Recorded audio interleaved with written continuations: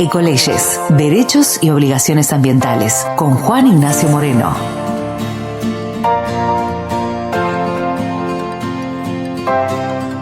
Bueno, continuamos en este espacio. Recuerden que vamos a estar hasta las 18 horas aquí en AM 1270 y a mi lado lo tengo a Juan Ignacio Moreno. Él es nuestro abogado ambientalista. Él ya viene en realidad transitando este espacio desde hace un tiempo largo, cuando arrancamos en la FM con este programa, y la idea siempre de este espacio que está en sus manos en este caso es poder charlar sobre las cuestiones ambientales y todo lo jurídico alrededor de esas cuestiones ambientales. ¿Por qué? Porque, como sabemos, tenemos mucha legislación jurídica relacionada con la cuestión ambiental, pero a veces siempre nos falta como alguna parte de entender bien esos temas. También hay muchos fallos que empiezan a salir que tienen que ver con la materia ambiental, y nos gusta entendernos, nos gusta meternos en esos temas, y a través de Juan Ignacio Moreno lo podemos hacer de una manera muy pero muy sencilla, porque él lo explica muy bien, nos hace partícipe además de poder reflexionar juntos sobre estos temas y sobre esta mirada ambiental que tiene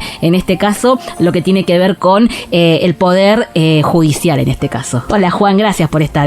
¿Qué tal, María Marta? ¿Cómo estás? Bueno, muchas gracias por la presentación, también un saludo a la audiencia en este año 2023 y desde ya que un placer volver a participar nuevamente con estas columnas de normativa, jurisprudencia ambiental. De hecho, hemos realizado algunas sobre ciertos personajes históricos y el ambiente, y en este caso me parece que es trascendente, ya que estamos a 40 años de que se cumpla la democracia en la República Argentina, abordar uno de los poderes del Estado, en este caso del Poder Judicial.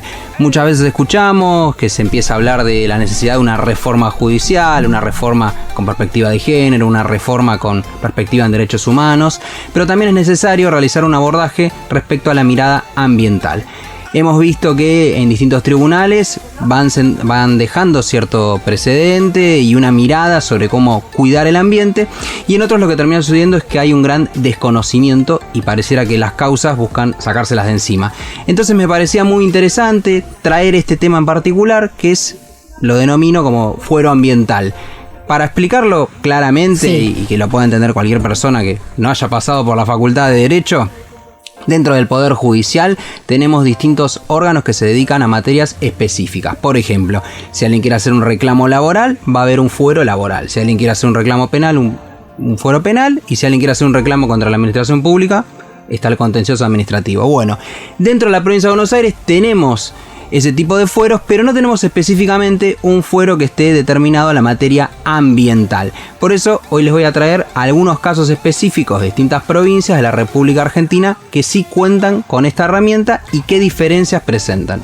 Y me parece muy interesante también analizar en toda nuestra Argentina, porque es muy importante tener este tipo de fueros ambientales dentro de la justicia. Pienso en un reclamo histórico de Zaffaroni y pienso cómo los fallos, ¿no?, que a veces determinan o no una cuestión ambiental sin un criterio, sin una base, ¿no? Exacto. Es importante que se pueda conocer el derecho ambiental. Pensémoslo, ahora cuando vayamos abordando los ejemplos, que en la Constitución Nacional el único daño reconocido expresamente es el daño ambiental. Ninguno de los otros derechos se reconoce que hay un daño específico. Se reconocen derechos, pero no que hay un daño como el daño ambiental. Tenemos una ley general del ambiente que establece cuáles son los presupuestos mínimos que se entiende por esta base de derechos, y ya nos habla de una responsabilidad objetiva, es decir, quien causa un daño va a tener que repararlo, y que además se invierte la carga probatoria, es decir, que quien está dañando va a tener que probar que no está dañando, porque ya se presume que está generando un daño por un tipo de actividad. Entonces vemos que hay particularidades en el propio derecho ambiental que son muy distintas, por ejemplo, la del derecho penal, donde está el principio de inocencia. Bueno, ahí se diferencia. Entonces, cuando vemos ese tipo de distinciones, es importante que se cuente con un órgano específico y que esté formado en esta materia.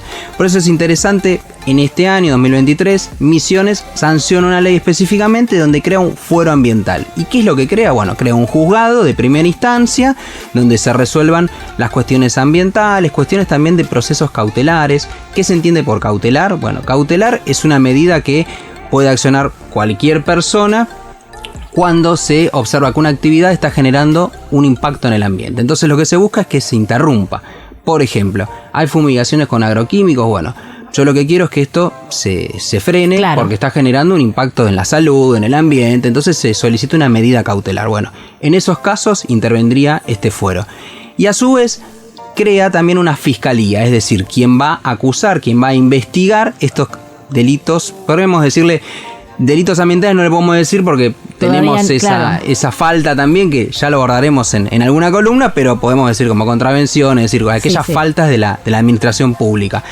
Y pensémoslo, Misiones cuenta con el 50% de biodiversidad de todo el país. Luego tenemos otras provincias, Neuquén y Jujuy. No es Esas casual. Son las 3 provincias que hoy la Argentina tiene con lo que sería un fuero ambiental. Exacto, dentro de son las 3 provincias, ¿no?, que cuentan con un instrumento específico dentro de su poder judicial para poder tratar problemáticas ambientales. Neuquén y Jujuy. Neuquén, pensemos, una provincia totalmente extractiva, hidrocarburífera, que tiene la cuestión de vaca muerta. Pensémoslo en Jujuy, que tiene la producción del litio. Son lugares estratégicos y claramente necesitan de un fuero ambiental. La particularidad que distingue a Neuquén y Jujuy de las emisiones que mencionamos previamente es que ellos crean una comisión de expertos. Es decir, que conforman un consejo asesor de académicos, científicos. En el caso de Jujuy establece que tienen que tener un periodo de tantos años, de 5 años en la materia para tenerlos como formando parte del mismo. Asimismo también pueden realizar lo que son las cuestiones del poder de policía, es decir, ellos pueden verificar el cumplimiento de las sentencias. Ahí también hay otra cuestión. ¿Qué pasa con las sentencias? Si después alguien las controla o no. Claro, y también cuando nombraste las 3 provincias y las particularidades de cada una, pensaba, bueno, en el caso de Jujuy, como vos decías, el litio, ¿no? Y qué querer hacer con ese litio y de qué forma y de qué manera. En Neuquén, bueno, vaca muerta hoy es lo más importante y lo que tienen, digamos, en perspectiva. Pero en Misiones es totalmente diferente, es poder proteger esa biodiversidad que se encuentra en esa zona que es enorme y es bellísima y que necesita sí o sí una protección especial y específica, más allá de que exista, ¿no? Los habitantes y las personas que están ahí tienen que estar muy atentos también, ¿no? Como los planteos de estas 3 provincias son totalmente diferentes en el caso de Misiones. Me parece como Misiones la que realmente busca una protección, ¿no?, del ambiente. Y lo que tenemos realmente es una gran diversidad en todo nuestro país, de bienes comunes naturales, aquellos que son extractivos y que realmente son finitos, porque después no se vuelven a generar. Y estos casos que tenemos como el de Misiones, que es el gran pulmón que tiene el país.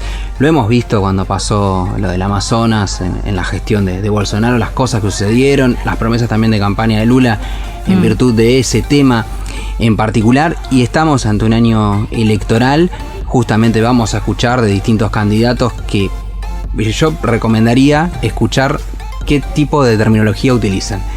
Quien utiliza los términos como este país está poblado de recursos naturales, esto es lo que nos muestra, nos abre al mundo, y abriría los ojos con atención porque, digamos, bueno, está bien, tenemos todos esos recursos naturales, pero ¿a qué costo? ¿De qué manera se va a hacer? Que no termine sucediendo que siempre es la explotación de empresas extranjeras y al país no le queda nada.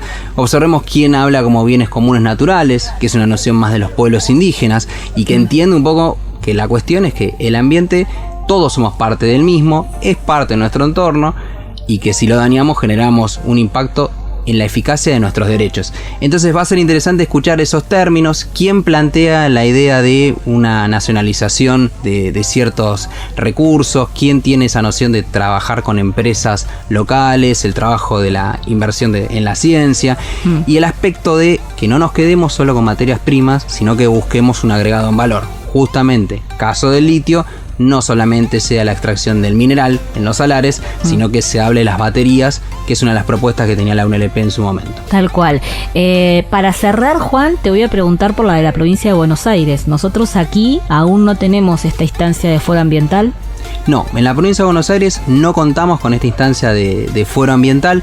Se va resolviendo la cuestión por distintas ramas, es decir, generalmente por el contencioso administrativo, que son los reclamos ante la administración pública, y después por el aspecto penal, muchas veces por la cuestión de la ley de residuos peligrosos, cuando hay muchos reclamos, porque es la única ley ambiental que tiene un capítulo de delitos ambientales. Después vamos a tener otro tipo de delitos, pero donde se reconoce que quien contamine, es decir, por el solo hecho de volcar en el agua ciertas sustancias, va a generar un impacto en el ambiente. Y hay un término que seguramente lo vamos a abordar cuando hagamos una columna de delitos ambientales, que es la noción de peligro abstracto. Esa es la gran diferencia que hay en la materia ambiental con el resto de los delitos. ¿Por qué peligro abstracto? En el resto de los delitos tenemos un peligro cierto donde vemos dado A, dado B. Acá en la cuestión ambiental no vamos a ver de manera inmediata el peligro de manera concreta y cierta, sino que es algo que se va presentando a lo largo del tiempo. El daño es invisible, pero es continuo. Claro. Entonces, por eso la cuestión de abstracto, que no lo podemos ver a simple vista. Bueno, Juan, te agradezco un montón. La verdad que nos has abierto una puerta que tiene que ver con los derechos y el ambiente, en este caso, ¿no? Las leyes y el ambiente, que me parece que está buena para poder continuar a lo largo de todo este año.